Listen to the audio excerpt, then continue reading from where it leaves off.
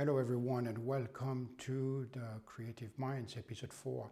We are having a different session today as COVID-19 is making that we are all working from home, and we moved the whole studio here, and I have a great panel of guests and the usual traditional friends that we have on the broadcast. Today we're going to talk about startups and marketing for startups and how it fits all together. So right away, let's bring everybody in. I'm going to switch here to our dear friends. Hey everybody, how you all doing? All good, thank you. Hello. Good to see you. And we have Hi. Hello. So we have everybody that you know, such as Stuart. Hey Stuart, how you doing? Hi Flavio. Yeah, here I am back again in my little home office that I've created in my cellar. I've got my nice blue background, so it's all tidy, and you can't see the mess that's behind me.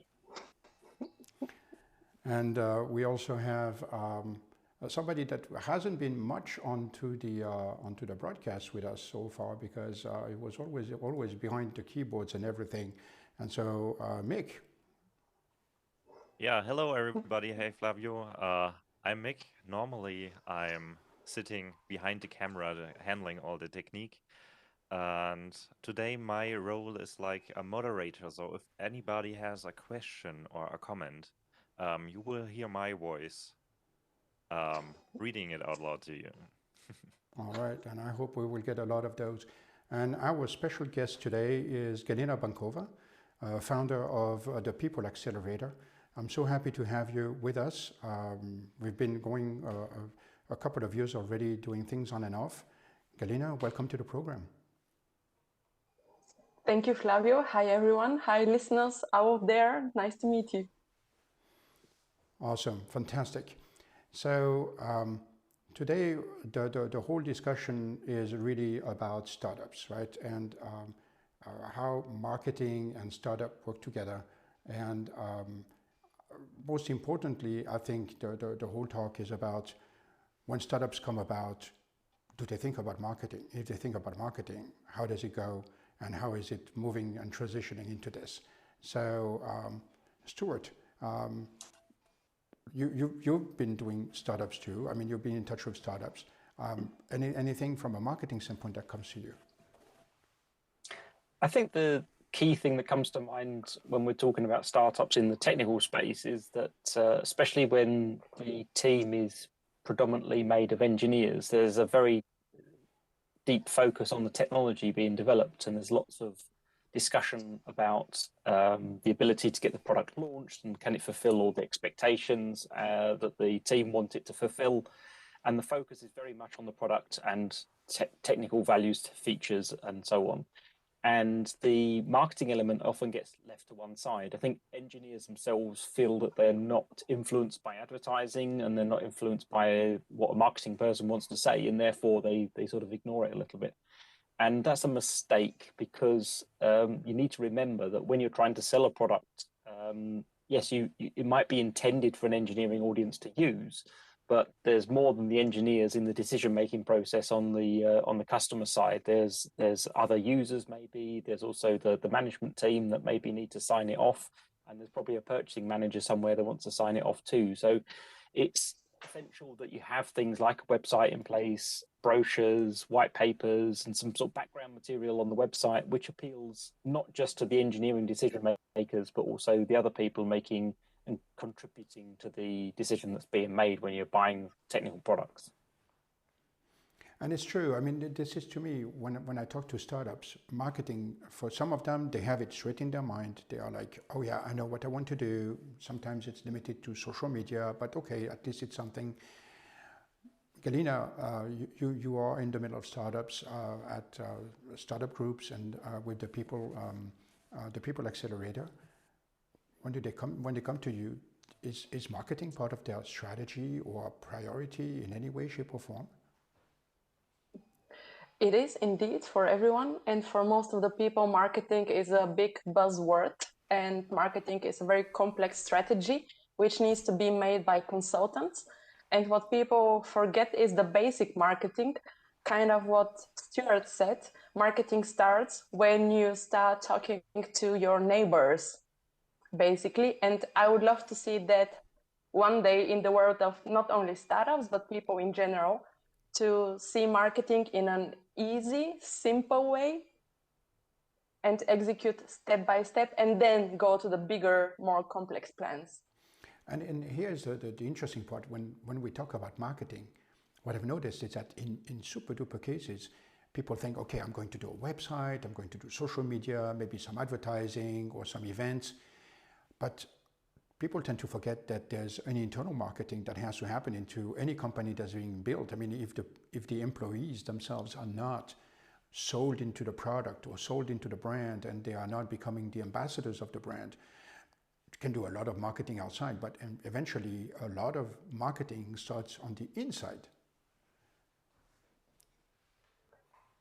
Definitely. And I mentioned before we started to you guys that my experience with the startup ecosystem started 10 years ago, and I have been very active in different entrepreneurship centers, startup accelerators, at many startup events. And from what I have seen, I would say that my favorite startups and my favorite touch points to marketing are when people start developing ideas and then building their first teams. And this is exactly the point when they need marketing the most, which you just said.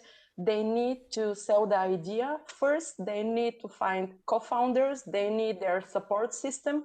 This is something what everyone like Simon Sinek and so on talk about. You need your supporting system, most of all in the beginning, and later on when you have your employees. So this is a huge place for improvement and also potential for having great marketing. There's also a book on founding startups. It's called the Beermat Entrepreneur.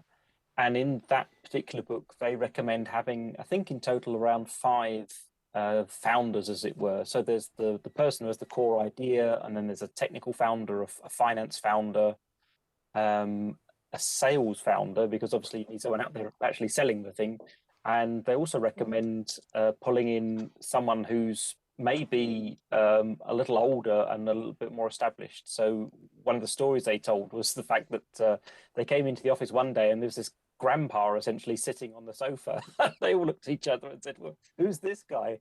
And it turned out he was a really, really established, successful millionaire who'd started lots and lots of businesses. He was a Scottish guy, and they sat down with him and were really impressed by the conversation. And yes, he didn't know anything about their business or what they wanted to try and do, but just the experience of getting businesses started was there. So Galina, do you see is 5 the right number for getting a sweet spot for founding and getting a successful startup off the ground? Or what have you seen? In the beginning of you telling the story, my heart started screaming, because the biggest problems that startups have, from my experience, is misunderstandings within the team, having different visions, having different structures about the organization, about the strategy, how fast to develop, launch product, and so on. So I would say until product is on the market and the break-even point has been achieved, 5 is, of course, not always, but from the cases that I have seen, I would rather start in a team of 2 or maximum 3 people.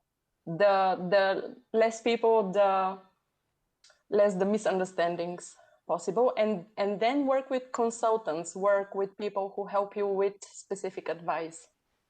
And this is the interesting part, is the fact that I mean, we are all on this panel here, we are all consultants, we are all external resources for companies that want to grow and develop themselves, or regenerate, or even rebuild and do a rebirth. But it's true that I had in several times people that are coming out of university that are talking about marketing, and when they do, they're saying, well, everything that I've learned was interesting, and there was a lot of theory, but only by talking with people that in fact have done marketing, I am able to understand, oh, okay, now this clicks, and how the pieces of the puzzle, how they go together and how they fit. And I think this is the interesting part about having groups like the People Accelerator, where you have people coming from different horizons that each want to do their own idea, or they have something in their mind that they want to achieve, and bringing an ecosystem of people around them to help them achieve that, because a website is not sufficient, a social media campaign is not sufficient, internal marketing is not sufficient, external marketing with publications or press or events is not sufficient. All of them become sufficient. It's not just one or two of them. There's an assembly that has to happen. You talking about people coming out of the university reminds me on the saying that there is enough information for us to have like 20 university degrees. And from my experience as well, even with the People Accelerator, there are so many people who know what to do, but the problem is how to do it. And the problem is to just sit down to manage the monkey in your head and to prioritize and to decide on which tool to use, and then to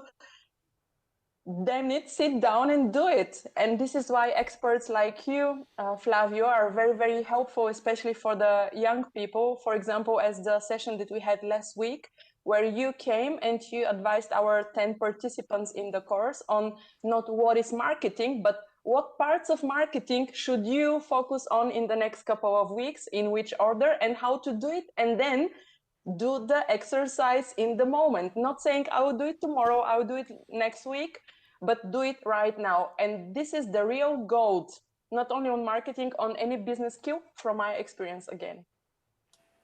Yeah, I think I have to agree there. That's definitely one of the big challenges. I started a company a few years ago, and there were just two of us as founders. But one of the biggest challenges in that is there's so many things to do. I was mostly responsible for the product development and actually trying to create something that we could show people as a viable first product, as a viable concept. But then you get pulled into, say, a patent application, and then there was an exhibition to attend, and we needed some marketing materials to go with that. It really stretches you beyond belief trying to get all those things done. I think, as you've already mentioned, yeah, so pulling in consultants is a good idea in those areas. But the other aspect of pulling in a consultant is they need management. They need clarity about the product. They need to understand it as well. So what's the best way for startups to get all that information, all their ducks in a row, as it were, in order that they can just hopefully pass things on to consultants and actually get the best efficiency out of them, rather than just spending the whole time ending up writing it all and creating all the marketing material themselves? And it's kind of interesting because it depends really from people to people. You have the ones that are going to want to have everything nailed down to the tiny bit and everything perfectly organized, and then they will go and launch. And the problem is they would have spent a lot of energy to go and build that planning and everything. And then you'll have the ones that are on the other extreme that are going to go and saying, quote unquote, I'll fly by the seat of my pants and figure out, okay, well, as I go and figure out what I do. And then you kind of have the ones in the middle that are not exactly sure where to go. Galina, you were going to say something. I just wanted to say that another expert who is an enabler within our program said, you pay money for experts to do a pitch deck for your product only when you earned money from other customers. Meaning that with tools like Canva, for example, nowadays there are so many tools, and we do have the basic skills. And if you understand your product, if you understand your customer, then you are able to do one key visual or one product description and then go out, get the money, and then improve the marketing itself. And I think there's a key element also is the fact one that... more. Sorry, go ahead. Sorry, Flavio. One more thing that I wanted to say to Stuart's question. From my experience, one of the best ways to do your marketing is to have a mastermind group. When you have a group of people whom you meet on a regular basis for a longer period of time, and you all have interest of the other person growing and getting better and their businesses flourishing, with working together over the period of time, you get to know each other. So you don't need to explain every time from the basics. and nevertheless you have the accountability, and nevertheless you can also sit down together and co-work, and even, this is a great hack, you can build the materials of each other, which is way easier than building your own marketing or sales, whatever materials. So what sort of, we're all based in Munich here, what sort of groups or organizations are available to help people meet together on a regular basis and matchmake and support one another? What do you suggest to people who get in contact with you? In the Munich startup ecosystem, there is plenty. There are so many organizations, so many people. It is impossible, of course, to name them all. But I would start with the entrepreneurship centers of the universities. There are at least 4 or 5 in Munich. And there are a lot of corporate startup accelerators, let's say at least 10, by huge corporations, which not only help you to build your business, but they find customers for you, or they help you find customers. They invest money. And of course, all the events, which unfortunately right now we can't have offline, but I believe that very, very soon, at least in a hybrid form, we are going to have all those meetups, conferences, and of course, all the great events where I and my team do the matchmaking. And I think the matchmaking, just to touch. Yes, Mick. We just had a chat message that says, great point about the mastermind group. And I love my accountability team. So our viewers appreciate that. It's from Edo Cool. Baby. Great acknowledgement. Cool.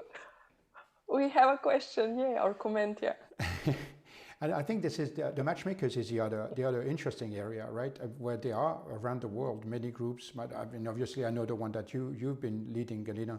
I think I've been always impressed from that standpoint that people coming from many horizons are able to interconnect and exchange information and not just accelerate, but help define the next step going on. And with marketing, because there are so many tools out there, because it's a jungle, literally. I mean, if we look at social media, trying to get a message through and people to remember that you've been there is not simple. I think the matchmakers is also a great place to go and network beyond the social media traditional ways of doing that. Indeed, and there are so many different networks, also networks which provide a very fixed and well-working structure, such as Working Out Loud, which is not special offering for startups, but for business professionals in general, or the entrepreneurs organization. There are plenty of organizations, and I can encourage everyone, even if you don't find the right mastermind, start your own one. Just approach 3 to 5 people that you know and you respect and ask them to be your mastermind partners for 2 months, and then go out and do epic stuff together. And I think mentoring... So is the Sorry, I was going to ask if is the mastermind concept, does it follow a particular structure, or is it a free form, just gathering of people? That's a very good point, because at least in the past 5 years, I have seen many different forms of having a mastermind. The way how I understand and conduct mastermind groups is getting people together and giving them understanding about the goal, the group goal, and then individual goals, setting up a structure on how to meet on a regular basis for a fixed period of time, and everyone gets some talking time. And you review what you have been working on, you say what you are planning for the next period of time, you say what you need help with, and you offer some insights and lessons learned. That's the basic and best working structure that I have seen and tried out. Okay. I think the interesting part is it's like mentoring on steroids to me. It's mentoring with accountability. It means that you get the mentoring, but you get the advantage of having people that are that you have to get back to with feedback and information and deliverables. And so it creates this element of two-way communication, which is critical. Marketing is all about communication, and anything that is about building a company is communication.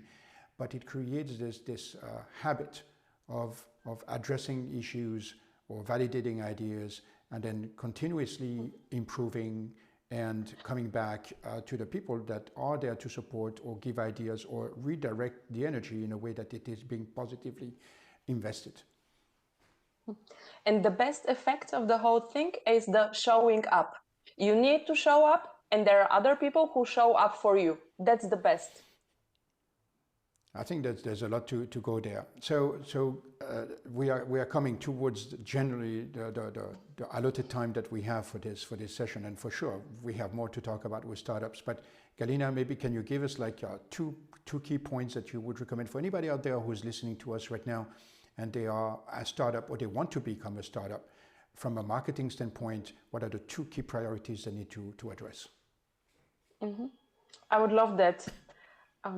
No matter who you are and what you do, no matter what your vision of the future is and the goal that you have, talk about what you do and what you plan in as simple way as possible. So make it easy to communicate, easy to understand. Then second point is make it shareable. Send it to other people like 2 sentences and 1 visual, not more, so that other people can send it to their friends, to their colleagues, their customers. And third point is make what you do and what you communicate matchable, meaning not only send it to show what you do, but say what exactly you might need right now. Because when people know what you do, who are the people that can help you make the next steps, then you'll see so many people are going to help you, because people love to help. We just need to make it easy for them. So make it understandable, shareable, and matchable. All right, even 3 points. We got 1 for free. I like it. Stuart, how about you? It's a package. I totally agree with everything Galina's just said, and I like those 3 points. I've written them down actually, because I think you make an excellent point. In my interactions with people, and especially engineers, because I'm an engineer myself, and that's the industry I come out of, people get very, very tied up in their own solution, and it gets very complicated, and they're even telling you it's too complicated to explain. And if that's the case, you don't really have something to share. And it makes it very difficult to get other people on board. And the matchable bit is absolutely brilliant as well, because like you say, that it's a natural element of humanity that we want to help other people. And I often get requests via LinkedIn or something by email saying, yeah, I've got this thing. I don't know if it's of interest to you, or do you know anyone who might know something? And you're in a position there we can actually help somebody out and pass it on. And if you don't know exactly the parameters, what sort of person you're trying to target, you don't know what's exactly needed at that moment in time, it makes it very difficult to provide that support without loads of further emails. So yeah, I think that's an excellent structure to use.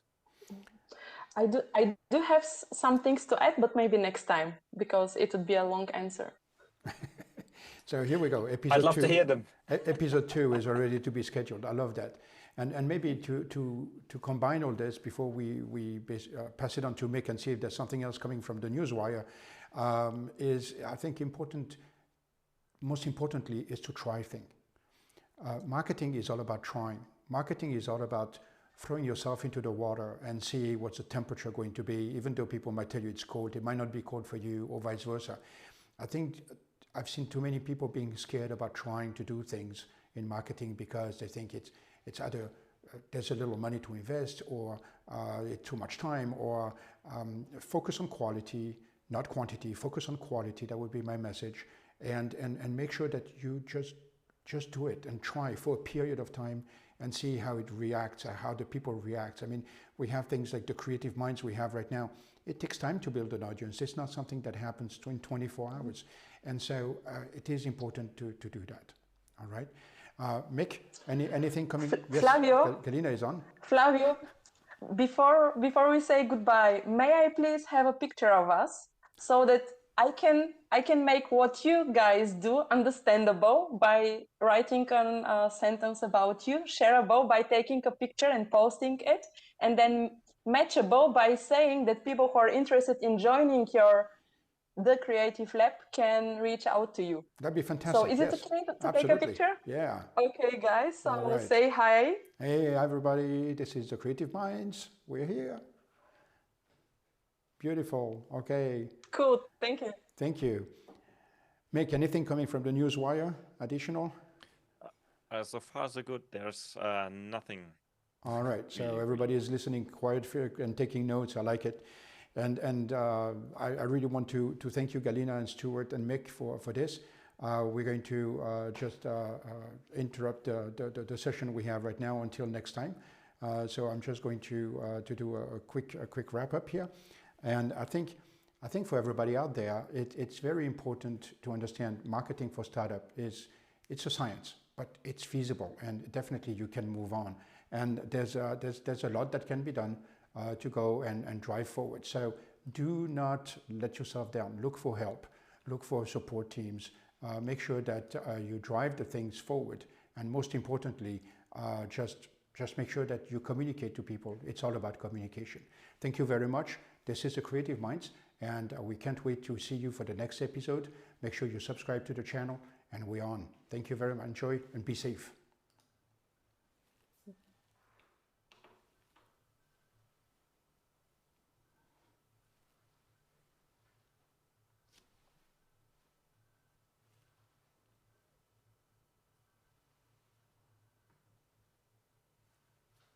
Okay, we're off air. Right. Excellent. Last Schade. second. I don't know who is Edu Baby. She's a friend of mine. She's nice. Edina. She said, like, I loved your discussion and made a LinkedIn post. Yeah, you see? Wow.